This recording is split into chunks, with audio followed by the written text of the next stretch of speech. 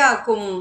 சிவபெருமானின் நெற்றிக்கண் நெருப்பினால் மன்மதன் எரிந்து சாம்பலாயினான். மன்மதனின் சாம்பலை தேவர்கள் குவித்து கை, கால்கள், தலை போன்ற அங்கங்களை கொடுத்தனர். சாம்பலால் உருவான வடிவத்திற்கு உயிர் கொடுக்கும்படி தேவேந்திரன் பிரம்மனை வேண்டினான். சிவபெருமானால் எரித்து மாண்டவனுக்கு தான் மீண்டும் உயிர் கொடுத்தால் விபரீதமே விளையும் என்றான் பிரம்மன்.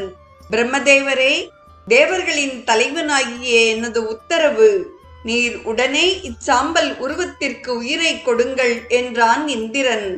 அமரர் தலைவனின் ஆணைக்கு உட்பட்டு பிரம்மன் சாம்பல் உருவத்திற்கு உயிரை கொடுத்து விட்டான். பிரம்மன் எச்சரித்தது போல் விபரீதமே விளைந்தது.